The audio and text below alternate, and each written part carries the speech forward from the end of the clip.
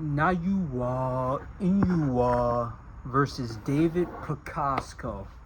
Upcoming fight. Supposed to be exciting, but I could see off the rip that this is going to be an easy Inoue knockout.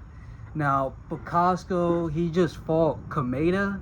I don't know if it was in Japan. It looked like it was in Japan, but he just fought a Japanese fighter to get him ready for Inoue. And in my opinion, from what I saw, he lost that fight. But they gave it to him, I was finna say Inoue, anyway, because he already had this fight signed with Naoya.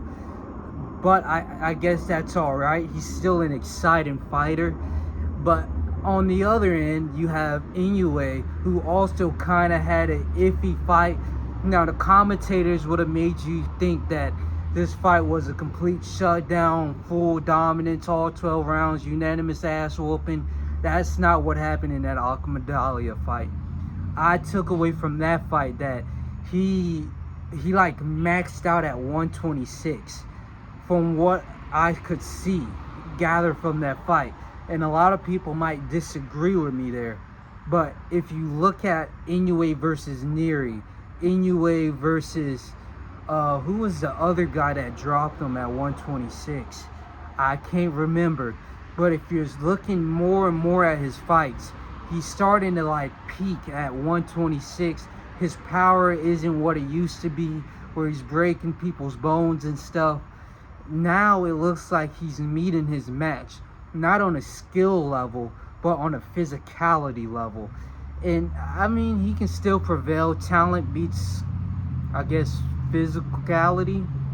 We just saw it with Crawford and Canelo, that if you're just the more skillful opponent, you can easily defeat the bigger guy. But in this case, Picasco is a much bigger guy.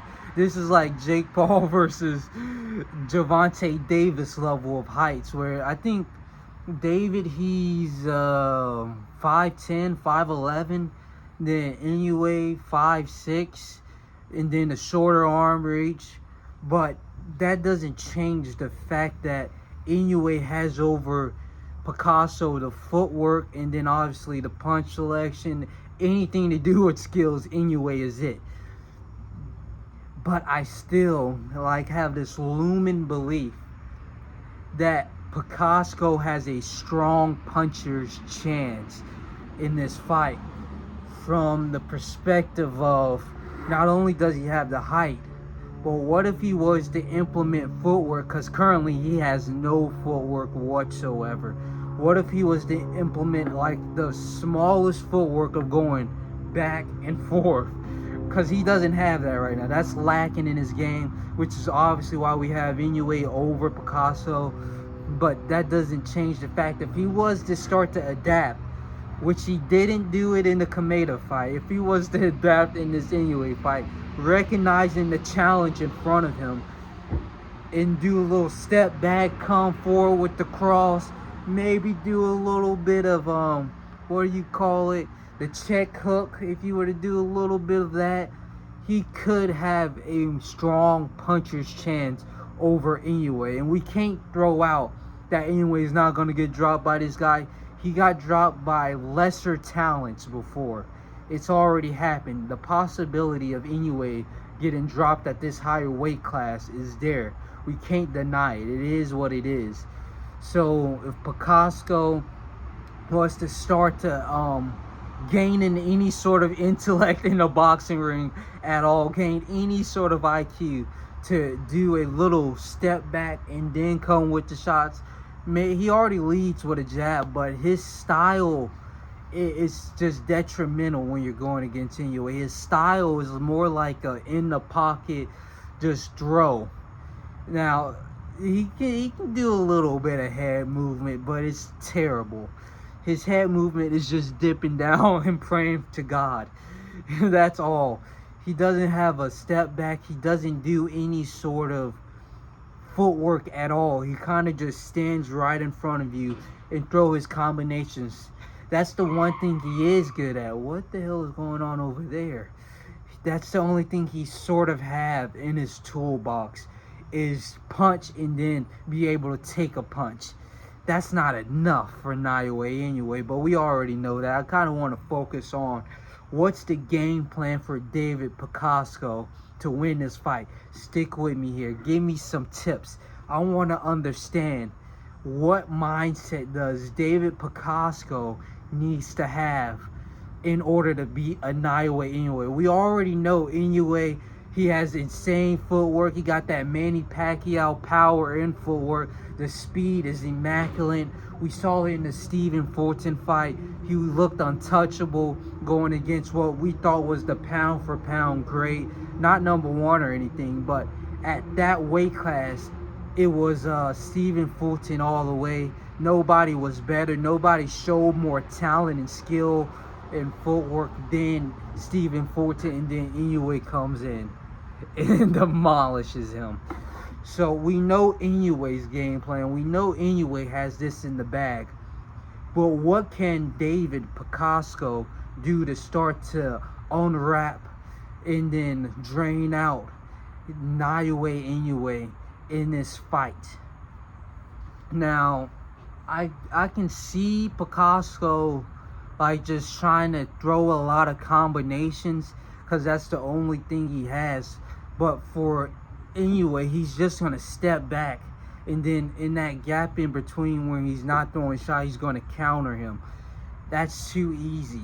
What can Picasco do? Now, I don't want to say anything that requires him changing up his entire game plan, because that's not going to happen. He's not going to become a totally different fighter when he steps in this ring. It's just like, what's the minor things? Now, we got the combination punches, but now it's just about timing them, when to throw. Inoue's a very, he's just a high movement fighter. It's going to be hard to catch him, and then he's the shorter fighter, so you're going to have David trying to punch down at him, and then he's also the faster fighter, so David's going to have to be trying to catch him. And with all of that, I see the only way for David to win this fight, the only way, is timing. That's it. You just got to throw a counter, knowing that Inoue's waiting to do his counter, or it wouldn't be a counter. Throw your combination, waiting for Inoue to throw his counter, and then do it again. Catch him while Inoue's trying to catch you. And we saw that in Neri when he threw the check hook. That's going to be his trump card for this fight. The check hook. Because Inoue is obviously a smaller guy, lower arm reach. Everything is in the advantage physical-wise for Picasco, so he's going to have to use it.